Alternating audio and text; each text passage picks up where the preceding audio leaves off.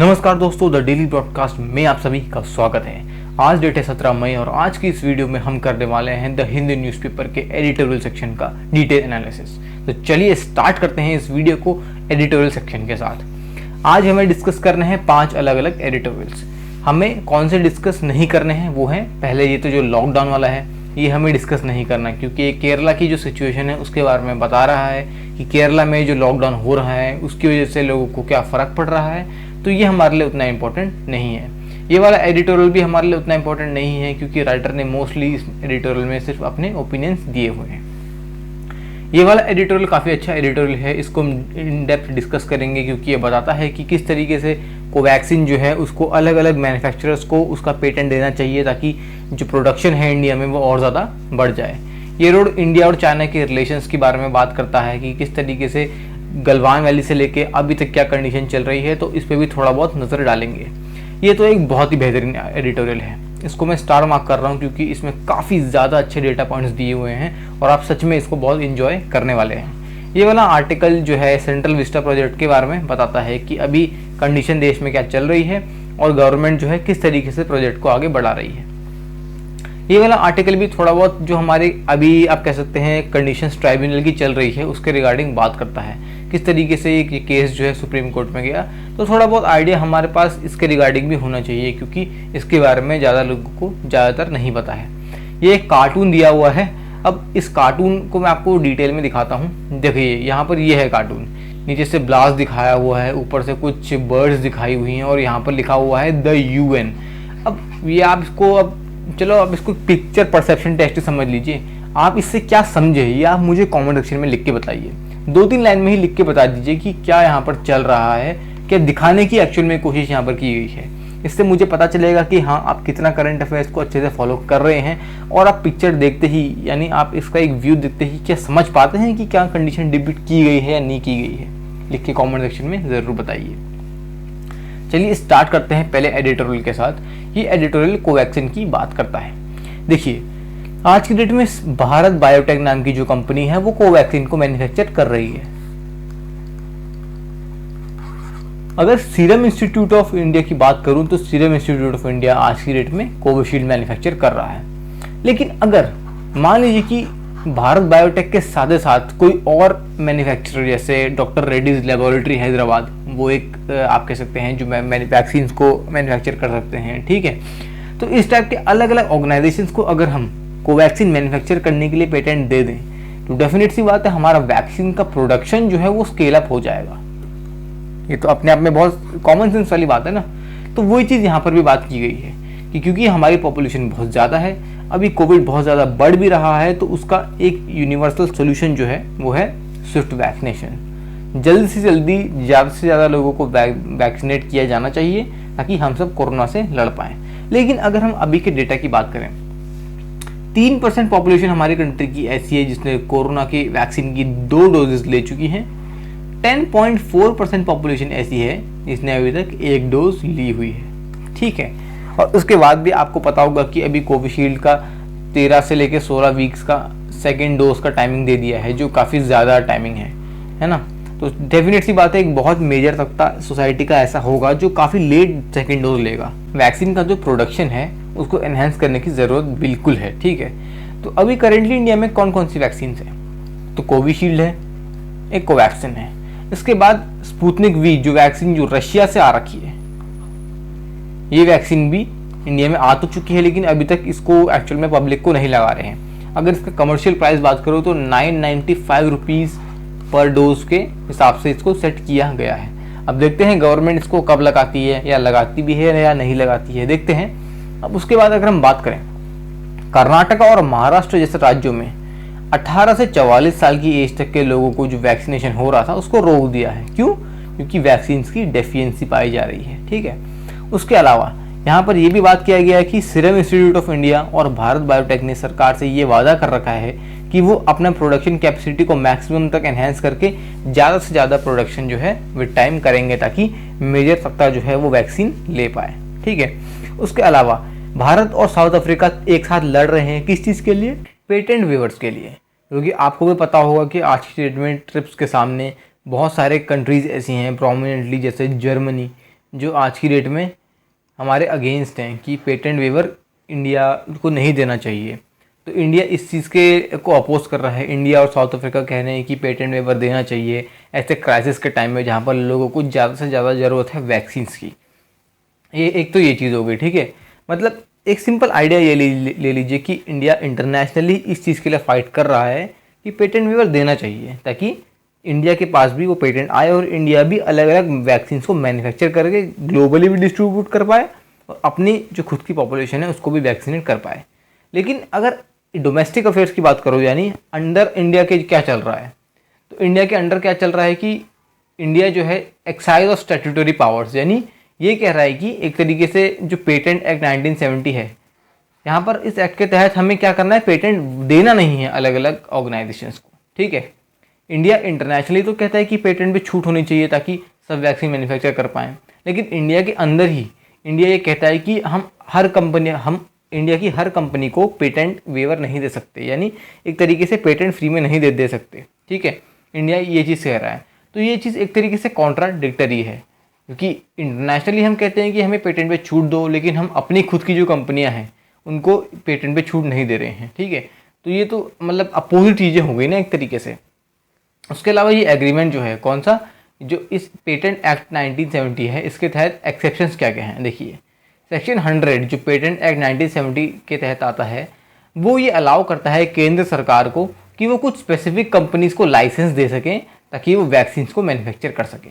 यानी मान लीजिए अगर कल को भारत बायोटेक की जो कोवैक्सीन है उसको अगर किसी और कंपनी को भी मैन्युफैक्चर करने की अनुमति दी जाती है तो उनको ये अनुमति सेक्शन 100 पेटेंट एक्ट 1970 के तहत दी जाएगी, ठीक है। उसके अलावा सेक्शन 92 जो है इस एक्ट का, वो एक तरीके से केंद्र सरकार को अलाउ करता है कि वो एक कंपलसरी लाइसेंस दे सकें अगर देश में कोई भी ऐसा आर्थिक संकट तो नहीं, अगर कोई भी आपातकाल यानी इमरजेंसी या कोई भी इस टाइप की नेशनल मतलब दिक्कत टाइप की आ रखी है, तो सेक्शन 92 के तहत इमरजेंसी लाइसेंसिंग या कंपलसरी लाइसेंसिंग सरकार दे सकती है। तो इन एक्ट के तहत सरकार अभी अलग अलग कंपनियों को दे तो सकती है लाइसेंस, लेकिन पता नहीं सरकार क्यों नहीं दे रही है। अब ये मुझे भी नहीं पता, आगे वाले एडिटोरियल्स में पता चल ही जाएगा, ठीक है। अब इसका सल्यूशन क्या है, देखिए जैसे मैं हर बार आपसे कहता हूँ कि हमें सल्यूशन पे किसी भी प्रॉब्लम की बहुत फोकस करना है, क्योंकि फ्यूचर में जाके आपको भी यही चीज़ करनी है हमारे देश के लिए, ठीक है। तो उसका सल्यूशन ये है कि अभी हमें कंपलसरी लाइसेंसिंग जो है अलग अलग कंपनीज़ को इशू कर देनी है, और ये लाइसेंसिंग इस टाइप की होनी चाहिए कि हमें जो पेटेंट होल्डर है एक्चुअल में जिसने उस चीज़ को बना रखा है उसके बिना कंसेंट के ही लाइसेंसिंग दे देनी चाहिए, क्योंकि अभी हमारा प्रॉफिट मेन मोटो नहीं है।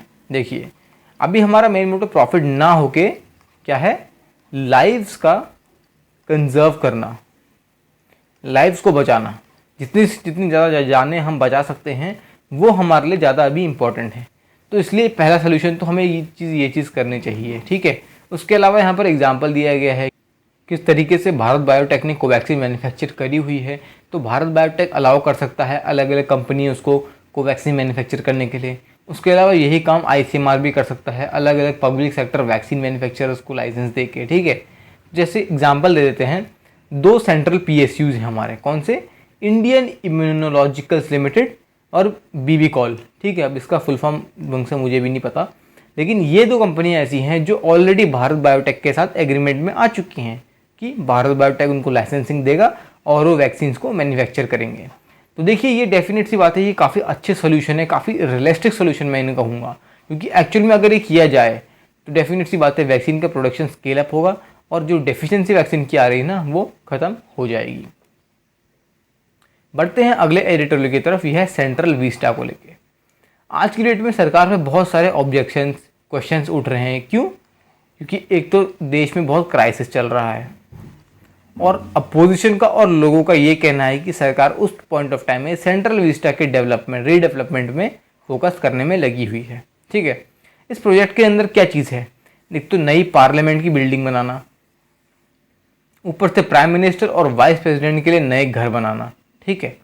अब राइटर कह रहे हैं कि देखिए पार्लियामेंट की नई बिल्डिंग बनाना ये सब चीज़ तो ऐसी हैं कि इनकी रिक्वायरमेंट थी, ठीक है। इनकी रिक्वायरमेंट डेफिनेट सी बात थी, इसमें कुछ भी गलत नहीं है। गलती किस में है, सही काम को गलत टाइम पे करने में, ठीक है।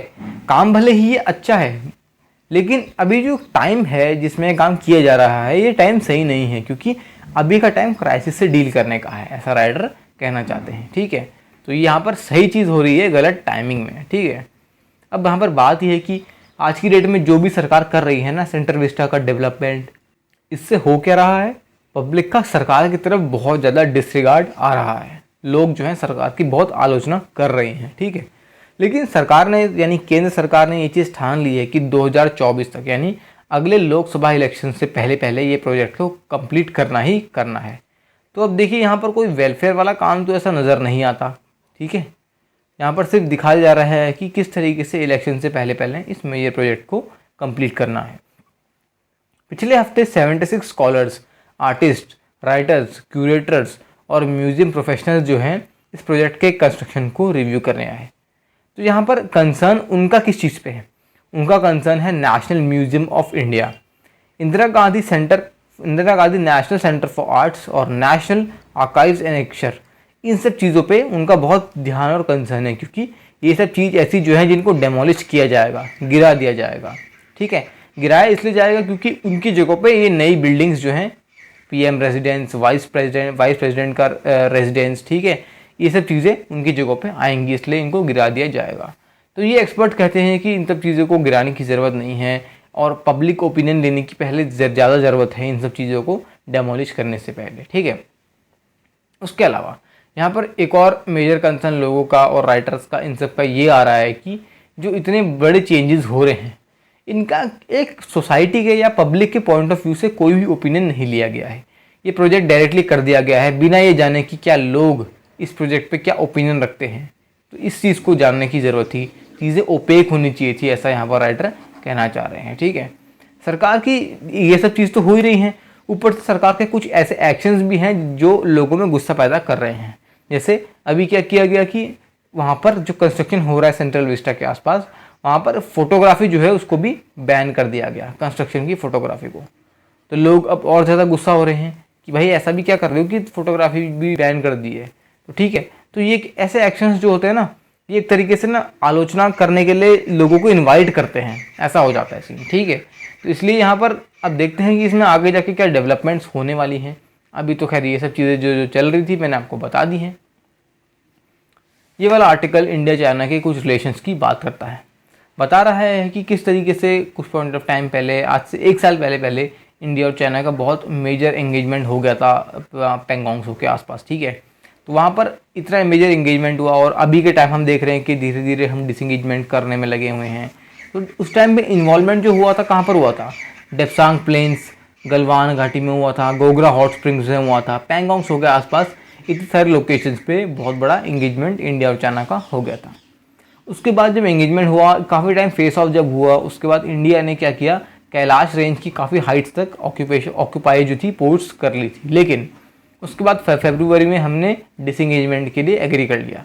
तो इतनी जो हमारी मेहनत थी, जो हमने कैलाश रेंज को पूरा कैप्चर किया, ये सब चीज़ें करी, ये पूरी की पूरी हमारे मतलब फ़ायदे में नहीं आई, हमारे लिए एक तरीके से वेस्ट ही हो गई और चाइना को ज़्यादा जहाँ पर फ़ायदा हो गया इस डिसएंगेजमेंट से। ठीक है, तो एक तरीके से डिसएंगेजमेंट की ही वजह से जो हमने कैलाश रेंज पे जो इतना अभी तक ऑक्यूपेट हमने कर रखा था उसको, वो हमने जो डिसएंगेजमेंट के तहत ही उसको खो दिया ना, वो कोई फल नहीं मिला उससे हमें, ऐसा राइटर यहाँ पर बताना चाह रहे हैं। ठीक है, और एक यहाँ पर राइटर कहना चाह रहे हैं कि चलो एक तरीके से डिसएंगेजमेंट यहाँ पर जो किया वो ठीक है, लेकिन अगर डिसएंगेजमेंट नहीं होता तो सिचुएशन और ज़्यादा एक्सप्लोजिव हो सकती थी। क्या पता और ज़्यादा हमें कैजुअलिटीज़ देखने को मिलती या और ज़्यादा इस टाइप के इंसिडेंट्स होते दोनों कंट्रीज़ के आपस में। ठीक है, उसके अलावा राइटर यहाँ पर थोड़ा गवर्नमेंट को भी कहते हैं कि नरेंद्र मोदी गवर्नमेंट जो है वो एक्चुअल में इस टाइप का जो डिस्क्लोजर या डिसएंगेजमेंट करना चाह रही है, क्योंकि वो इस टाइप की चाइना जैसी बड़ी जो मेजर ताकत है उसके खिलाफ इस टाइप का कोई बड़ा एक्शन लेना नहीं चाहती। और मुझे भी लगता है कि हम इतना बड़ा एक्शन अभी ले इसलिए नहीं पा रहे हैं क्योंकि पहले तो हमें इस कोरोना क्राइसिस से ही डील करना है। हम मेजरली इतनी सारी ताकतों के साथ डील नहीं कर सकते ना, हमें पहले एक चीज़ पे फोकस करके उसको सही करने की ज़रूरत है, तब जाके ही हम दूसरी चीज़ को सही कर सकते हैं। ठीक है, अब जो हमारा वैक्सीन मैत्री इनिशिएटिव है, ठीक है, उसके अंदर हम क्या कर रहे थे कि अपनी वैक्सीन की मेडिकल डिप्लोमेसी को इन्हेंस करने में लगे हुए थे। लेकिन आज की डेट में हमारे पास खुद वैक्सीन की डेफिशिएंसी आ गई, तो हमारे इस टाइप के प्रोग्राम वैक्सीन मैत्री, कोवैक्स इनिशिएटिव, ये सब जो है ठप पड़ गए हैं। ठीक है, इनिशियली हमने इनको स्टार्ट क्यों किया था? इन सारे प्रोग्राम का स्टार्ट करने का मेन मकसद ही ये था कि हम अलग अलग कंट्रीज़ को वैक्सीन के थ्रू हेल्प करें, ताकि चाइना जो है ना अपना उन कंट्रीज़ पे इन्फ्लुएंस ना कर पाए। जैसे आपको पता होगा आज की डेट में बांग्लादेश, श्रीलंका, ये ऐसे कंट्रीज़ हैं ना जिनको चाइना वैक्सीन सप्लाई कर रहा है। तो चाइना वैक्सीन सप्लाई कर रहा है तो चाइना के भी इंटरेस्ट वहाँ पर है, इसलिए ही चाइना ये सब चीज़ें कर रहा है। तो ऐसा ना हो कि ये कंट्रीज जो हैं इंडिया से दूर होकर चाइना के क्लोज हो जाएं, इसलिए तो हम वैक्सीन सप्लाई कर रहे थे। लेकिन आज की डेट में हमारे पास खुद वैक्सीन की कमी है, तो हम भी एक मजबूरी वाली कंडीशंस में खड़े हो चुके हैं। जैसा यहाँ पर लिखा हुआ है कि बांग्लादेश और श्रीलंका जो है उन्होंने चाइना से वैक्सीन प्रोकर करना शुरू कर दिया है। ठीक है, उसके अलावा क्वाड के इनिशिएटिव के अंदर भी हमने क्वाड से फंडिंग ली थी, अमेरिका, जापान से, और उसके थ्रू भी हम वैक्सीन की मैन्युफैक्चरिंग करके अलग अलग कंट्रीज़, प्रोमिनेंटली अफ्रीकन कंट्रीज़ जो वैक्सीन मैन्युफैक्चर नहीं कर सकती हैं उनको सप्लाई कर रहे थे, वो सब चीज़ें। उसके अलावा जो गवी का कोवैक्स इनिशिएटिव था, सबके सब आज की डेट में ठप हो चुके हैं क्योंकि प्रोडक्शन जो है वो काफ़ी कम हो रहा है। तो एक तरीके से अब चाइना को तो मौका मिल चुका है, क्योंकि चाइना को भी पता है कि इंडिया में वैक्सीन की कमी है। इसके अलावा आपको बताता हूँ कि चाइना को ये सब चीज़ें पता है, तो चाइना भी इंडिया को हेल्प करने के लिए आगे आ रहा है। देखिए आयरनी, चाइना अपने इंटरेस्ट के लिए कुछ भी कर सकता है, वो इंडिया के लिए आगे हेल्प करने के लिए आ रहा है, कह रहा है कि हमसे मेडिसिन ले लो, हमसे वैक्सीन ले लो इस पैंडेमिक में, ताकि आप भी अपनी पॉपुलेशन को वैक्सीनेट कर पाएँ। क्या आप मुझे कमेंट सेक्शन में बता सकते हैं कि चाइना की ऐसी कौन सी वैक्सीन है जिसको अभी WHO ने अप्रूव कर दिया है? लिख के कमेंट सेक्शन में मुझे बताइए। ठीक है, इसके अलावा यहाँ पर कुछ और चीज़ें भी हुई थी। जैसे यहाँ पर बता रहे हैं राइटर कि इंडिया और पाकिस्तान का जो आप कह सकते हैं रिलेशंस को सही करने में बीच में UAE ने काफ़ी मीडिएट किया था। ऑल्दो मेरे को तो इस आर्टिकल से कोई ज़्यादा रिलेशन लगता नहीं है, लेकिन फिर भी मैं आपको एक रिफ्रेश करने के फेस से बता रहा हूँ। तो देखिए, अब इंडिया का चाइना का तो मेन इंटेंट ये है कि उनको एक तरीके से अपने आप को ग्लोबल पावर की तरह डिपेंड करना है। लेकिन आज की डेट में इंडिया खुद भी चाइना पे बहुत ज़्यादा डिपेंडेंट है। आपको पता होगा हमारा ट्रेड जो है अभी कोरोना के टाइम में सबसे ज़्यादा हाई ट्रेड चाइना के साथ ही था। अब आपको भी मुझे कमेंट सेक्शन में लिख के बताना है कि हमने कितना डॉलर्स का ट्रेड एक्चुअल में किया है पूरे 2020 में चाइना के साथ। ठीक है, तो हम देख सकते हैं कि हमने ट्रेड तो चाइना के साथ काफ़ी ज़्यादा किया। ऊपर से इंडिया हाईएस्ट पूरे वर्ल्ड का फार्मास्यूटिकल हब है, लेकिन हमारा जो API आता है, हमारे जो रॉ मटेरियल्स आते हैं ना, वो सारे चाइना से ही आते हैं। तो हम देख सकते हैं कि हम फार्मास्यूटिकल इंडस्ट्री, मेडिसिन इंडस्ट्री के लिए भी आज की डेट में चाइना पे ही डिपेंडेंट है। अब देखते हैं ये डिपेंडेंसी कब तक ख़त्म होती है, आने वाले फ्यूचर में ही पता चल पाएगा। ये आगे मेरा फेवरेट आर्टिकल, इसको तो मैं बहुत इन डेप्थ डिस्कस करूँगा और मैं चाहता हूँ कि आप सब भी इसको बहुत अच्छे से देखें। कोविड के टाइम में ना कंडीशंस जो है ना वुमेन के लिए और ज़्यादा बेकार हो गई कंपेयर टू मेन।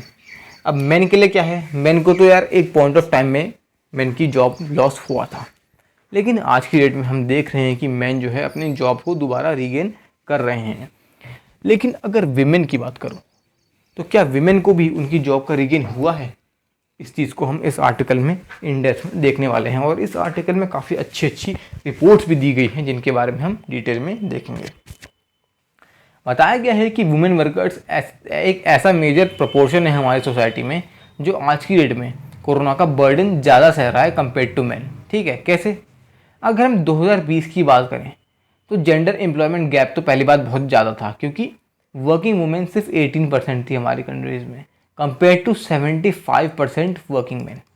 देखिए कितना ज़्यादा गैप है। सिर्फ 18% महिलाएं जो हैं वो काम पे जा रही थी, और अगर आदमियों की बात करो तो 75% आदमी जो है वर्क पे जा रहे थे। ठीक है, इसमें से भी क्या दिक्कतें हैं औरतों के लिए?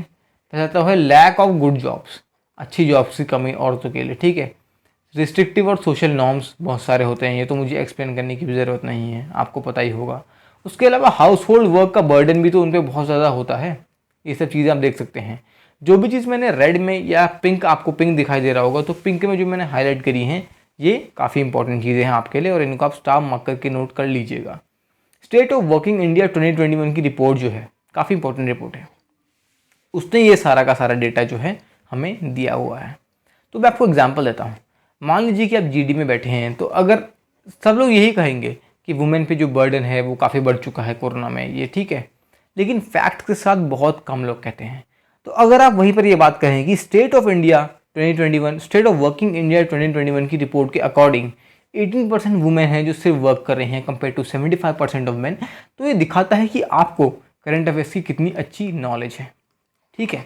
और डेफिनेट सी बात है, ये आप पे एक इंप्रेशन बनाने वाली बात हो जाती है। इट रियली मैटर्स यार, फ़र्क पड़ता है अगर आप वहाँ पर करंट अफेयर्स को विद प्रॉपर डेटा कोट करें, ठीक है। उसके अलावा data from centre for monitoring Indian economy private limited, ये डेटा हमें क्या बताता है? 61% मेल वर्कर्स ऐसे थे जो लॉकडाउन के दौरान अपने वर्क से अनअफेक्टेड थे। लेकिन अगर वीमेन की बात करो तो सिर्फ 19% वुमेन ऐसी थी जो प्रॉपरली लॉकडाउन के टाइम में भी जिनको ऐसी कोई जॉब से दिक्कत नहीं आई, ठीक है। अगर हम 47% एम्प्लॉयड वुमेन की बात करूँ तो ये ऐसी वुमेन थी जो कोरोना से पहले एम्प्लॉयड थी लेकिन कोरोना के बाद अनएम्प्लॉयड हैं, ठीक है। यानी 47% वुमेन ऐसी थी जो लॉकडाउन के बाद जॉब पर आई ही नहीं, या उनको जॉब से निकाल दिया गया या उन्होंने जॉब को रिज्वाइन किया ही नहीं। और अगर आदमियों की बात करो तो सिर्फ 7% आदमी ऐसे थे जो कोरोना के मतलब फर्स्ट लॉकडाउन के बाद जॉब पे वापस नहीं आए। तो हम देख सकते हैं कि एक मेजर तबका वुमेन का ऐसा है जो जॉब पर पैंडेमिक के बाद गया ही नहीं, ठीक है। तो एक तरीके से मेन जो हैं उन्होंने वर्क लूज़ अगर किया तो उन्होंने उसको रीगेन भी कर लिया, लेकिन वुमेन जो है उन्होंने वर्क तो लूज़ किया लेकिन उसको रीगेन नहीं कर पाई। यहाँ पर ये चीज़ बताई गई है। 33% फॉर्मल सैलरीड मैन, यानी जिनको प्रॉपरली फॉर्मली सैलरी पहले मिला करती थी, ये सेल्फ एम्प्लॉयमेंट में चले गए, ठीक है। यानी कुछ ना कुछ अपना काम इन्होंने शुरू कर दिया। 9% लोग उसमें से ऐसे थे पूरे ओवरऑल सैलरीड मेंस में से जो आज की डेट में डेली वेज वर्क कर रहे हैं, ठीक है। तो हम देख सकते हैं कि किस तरीके से फॉर्मल सैलरीड लोग जो हैं अलग अलग सेक्टर में डिस्बर्स हो गए। लेकिन अगर ये डेटा मैं वुमेन के लिए बताऊं तो पूरी जितनी भी वुमेन वर्कर्स थी उसमें से सिर्फ 4% ऐसी हैं, ठीक है, जो आज की डेट में सेल्फ एम्प्लॉयमेंट में गई और 3% जो है डेली वेज में चली गई। क्योंकि सिंपल सी बात है, मेजर तक तो काम करने के लिए वापस आया ही नहीं ना। उसके अलावा आधी वुमेन वर्कर्स ऐसी हैं जो आज की डेट में जो वर्क फोर्स से विड्रॉ कर चुकी हैं, यानी जो अब काम बिल्कुल भी नहीं कर रही हैं, ठीक है।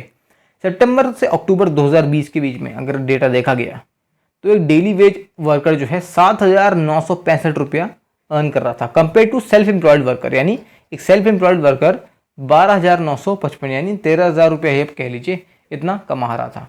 तो हम देख सकते हैं कि किस तरीके से वेजेस में भी डिफरेंस आ चुका है पैंडेमिक के बाद, ठीक है। उसके अलावा आपको पता होगा कि एजुकेशन सेक्टर में वुमेन काफ़ी ज़्यादा एम्प्लॉयड थी, ठीक है। अब क्योंकि स्कूल्स तो बंद हो चुके हैं तो हम देख सकते हैं कि एक तरीके से वहाँ पर भी वुमेन को ही बहुत ज़्यादा जॉब लॉस फेस करना पड़ा, ठीक है। उसके अलावा, ठीक है, अगर हम एजुकेशन सेक्टर में बात करूँ तो 100 वर्कर्स में से 20 वर्कर तो वुमेन ही हुआ करती थी, ठीक है। उसमें से भी हम कह सकते हैं कि 70% वुमेन ऐसी हैं जिनकी जॉब जो है चली गई, उनको जॉब नहीं मिल पाई वापस। वही हाल हेल्थ केयर सेक्टर का भी है, ठीक है। 100 में से 40 जो लोग हैं हेल्थ केयर सेक्टर में वो विमेन ही हैं, ठीक है। और सरप्राइजिंग बात यह है कि इस पैंडेमिक में जहाँ पर हेल्थ केयर वर्कर की इतनी ज़रूरत है वहाँ पर भी 80% विमेन ऐसी हैं जिनकी जॉब लॉस हुआ है। बहुत सरप्राइजिंग सा डेटा यहाँ पर दिया हुआ है, ठीक है। ये सब चीज़ें हो रही हैं तो अब विमेन पे क्या हो रहा है कि हाउस होल्ड रिस्पॉन्सिबिलिटीज़ जो हैं वो इंक्रीज़ हो रही हैं। हम ये देख सकते हैं इंडिया वर्किंग सर्वे 2020 की रिपोर्ट जो है वो बताता है कि किस तरीके से number of hours spend on paid work, यानी एक तरीके से इस पैंडेमिक में जितने घंटे पेड वर्क पे स्पेंड किए जा रहे हैं वो मोर और लेस सेम है। यानी काम करने के घंटे सेम हैं लेकिन तनख्वाह जो है उतनी ज़्यादा नहीं है। इसका सल्यूशन क्या है? देखिए मेरा फेवरेट पार्ट, हमें सल्यूशन पे फोकस करना है। और सल्यूशन क्या है? एमजी नरेगा को एक्सपेंड कर दिया जाए। एमजी नरेगा आज की डेट में 100 डेज़ का गारंटीड एम्प्लॉयमेंट प्रोवाइड करता है, तो इसको 100 से ज़्यादा बढ़ा दिया जाए, 150 या 200 कर दिया जाए, जैसा हमने कल परसों के एडिटोरियल में से किसी में डिस्कस किया था। सेम सोल्यूशन वहाँ पर ये राइटर ने भी बताया गया था और डेफिनेटली बहुत अच्छा सोल्यूशन भी है, क्योंकि मनरेगा में अगर बात की जाए तो पैंडेमिक के दौरान ही 47% इंक्रीज़ देखा गया है जितने लोग मनरेगा में इन्वॉल्व कर रहे हैं। तो ये काफ़ी अच्छी बात है कि लोग गवर्नमेंट स्कीम्स में इन्वॉल्व होने में लगे हुए हैं और ये देख के अच्छा भी लगता है। इनफैक्ट हरियाणा ऐसा राज्य है जो मनरेगा में हाईएस्ट पेमेंट करता है, ठीक है। ये डेटा आपको पता होना चाहिए। पहला सोल्यूशन तो ये हो गया। दूसरा सोल्यूशन यहाँ पर ये है कि कम्युनिटी किचन्स को स्टैब्लिश करना चाहिए, ठीक है। इससे अलावा क्या होगा कि हमें आंगनवाड़ी सेंटर्स और इन सबको प्राइवेटाइज करने की ज़रूरत है, क्योंकि कम्युनिटी किचन खुलेंगे तो क्या होगा कि फूड का डिस्ट्रीब्यूशन जो है वो होने लग जाएगा। तो उससे क्या होगा कि जितने भी लोग ऐसे हैं जो गरीब तबके के हैं, जो आंगनवाड़ी पे डिपेंडेंट हैं, ठीक है, उनको बहुत ज़्यादा हेल्प मिल जाएगी। उसके अलावा अलग अलग सेल्फ हेल्प ग्रुप से भी इंगेज होने की ज़रूरत है, ताकि ये सेल्फ हेल्प ग्रुप जो हैं पीपीई किट्स, उसके अलावा मास्क, ग्लव्स डेवलप करना शुरू कर दें। मैं आपको बताता हूँ कि मध्य प्रदेश गवर्नमेंट ने एक बहुत अच्छा इनिशिएटिव चलाया है, जहाँ पर उन्होंने जितनी भी विमेन थी उनको कहा कि आप क्लॉथ के मास्क जो हैं घर में बनाइए, घर में सील के बनाइए, और सरकार आपसे 11 रुपीज़ पर मास्क के रेट पे उन मास्क को खरीद लेगी।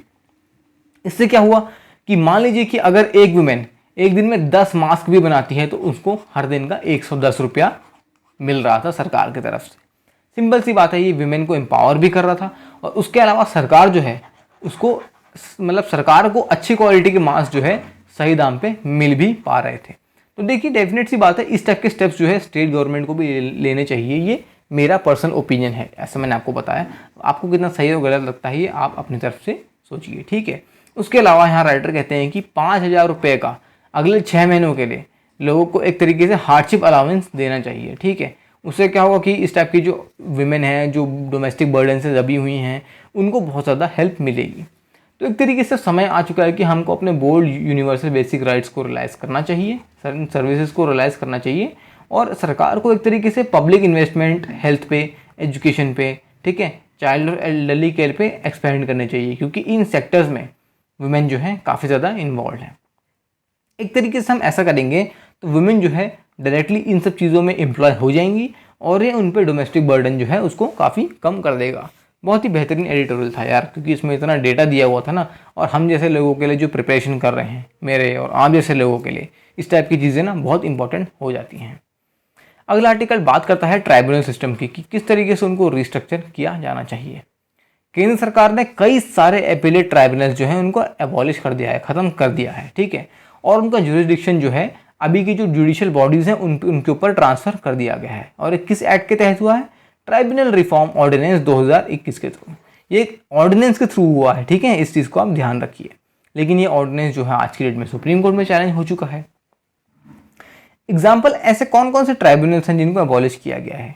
एक एग्जाम्पल यहाँ पर ये है फिल्म सर्टिफिकेट एपिलेट ट्राइब्यूनल। इसको एबॉलिश करके जो एग्जिस्टिंग जुडिशियल बॉडी है उनके अंदर डाल दिया गया है सुप्रीम कोर्ट के डायरेक्शन में। किसमें? Roger Matthew versus south Indian bank 2019 में। इसके अकॉर्डिंग क्या करना चाहिए? एक जुडिशियल इम्पैक्ट असेसमेंट होना चाहिए इस टाइप की डिसीजंस लेने के पहले, ठीक है। इन्हें अगर ट्राइब्यूनल को एबॉलिश किया गया तो एक जुडिशियल इम्पैक्ट असेसमेंट होना चाहिए था, लेकिन इस टाइप की चीज़ नहीं करी गई, ठीक है। और उसके अलावा यहाँ पर ये देखा जा रहा है कि अब जो है एनटीसी को इस्टेब्लिश करने की बात की जा रही है, यानी नेशनल ट्राइब्यूनल कमीशन, ठीक है। अब नेशनल ट्राइब्यूनल कमीशन को इस्टेब्लिश करने की बात की जा रही है, और उसी के साथ साथ हम देख रहे हैं कि बाकी ट्राइब्यूनल्स को ख़त्म किया जा रहा है। तो मसला क्या है? ठीक है, अब मसला ये है कि इन सब चीज़ों को ना, इस सारे ट्राइब्यूनल्स को एक तरीके से नेशनल ट्राइब्यूनल कमीशन के अंडर लाने की बातचीत चल रही है, ठीक है। यहाँ पर जैसा आप इसे लिखा देख सकते हैं। लेकिन अब जो एनटीसी का आइडिया है वो एक तरीके से यूनिफॉर्म एडमिनिस्ट्रेशन नहीं ला पाएगा ना सारे के सारे ट्राइब्यूनल्स में, क्योंकि अभी क्या था कि अलग अलग कंट्रीज के अलग अलग पार्ट्स में ट्राइब्यूनल इस्टेब्लिश थे, तो वो वहाँ के कार्यभार को देखते थे। ऑल्दो वो उतना सक्सेसफुल भी नहीं था, उसको मैं कभी किसी और एडिटोरियल में डिस्कस करूँगा। लेकिन अब अगर एनटीसी के अंदर ला दिया जाएगा तब तो चीज़ें और कंसंट्रेट हो जाएंगी ना, ये तो उससे क्या होगा कि ये प्रॉपर एडमिनिस्ट्रेशन नहीं हो पाएगा, ठीक है। उसके अलावा जो ये ऑर्डिनेंस यहाँ पर जो चैलेंज हुआ है ना, ये ऑर्डिनेंस क्या करता है, Madras bar association versus union of India का जो वर्डिक्ट था उसके जो सजेशंस थे उनको इनकॉर्पोरेट करता है, ठीक है। तो यहाँ पर बताया गया है कि एनटीसी की बात तो बहुत की जा रही है, लेकिन सरकार ने अभी तक एनटीसी का गठन भी तो नहीं किया है। जो चीज़ अब तक प्रॉपर्ली बनी ही नहीं है, आप उसके अंदर कैसे आप इतने भरोसे से कह रहे हैं कि सारे के सारे ट्राइब्यूनल्स प्रॉपर्ली काम करेंगे? एनटीसी की बात करूँ तो एनटीसी का आइडिया पहली बार L Chandra Kumar versus union of India 1997 के लैंडमार्क जजमेंट में दिया गया था, लेकिन अब तक तो वो बना ही नहीं है, ठीक है। तो अब करना क्या है? एनटीसी जो है उस पर माना जा रहा है कि वो क्या करेगा, इस टाइप के जो ट्राइब्यूनल्स थे उनकी एफिशिएंसीज को इंक्रीज़ करेगा और उनको एक प्रॉपर एडमिनिस्ट्रेटिव प्रोसेस जो है देने में हेल्प करेगा। उसके अलावा एनटीसी जो है उसकी जो अथॉरिटीज़ हैं, यानी जो भी लोग वहाँ काम कर रहे हैं, वही उन मेंबर्स की सैलरीज को सेट करेंगे, अलाउंसेस को सेट करेंगे, क्या क्या सर्विस कंडीशंस होगी उनको सेट करेंगे, और ये एक तरीके से ट्राइब्यूनल्स को इंडिपेंडेंसी मेंटेन करने में हेल्प करेगा। अब फ्यूचर में देखना पड़ेगा कि यहाँ पर कब ये इस्टेब्लिश होता है, और जब इस्टेब्लिश होगा तो कितनी इंडिपेंडेंसी यहाँ पर देखने को मिल पाती है। तो हमने डिस्कस करे काफ़ी सारे एडिटोरियल्स। आई होप आपको ये एडिटोरियल पसंद आए होंगे। अगर पसंद आए तो डेफिनेटली वीडियो को लाइक कीजिए और अपने फ्रेंड्स के साथ शेयर भी कीजिए, क्योंकि नॉलेज शेयर करने से इंक्रीज होती है। चैनल को सब्सक्राइब नहीं किया तो चैनल को डेफिनेटली सब्सक्राइब करके बेल आइकन को ज़रूर दबा दीजिए, ताकि आपको सारी की सारी अपडेट्स वीडियो की विद टाइम मिल जाएँ। तो आज की वीडियो के लिए इतना ही। धन्यवाद।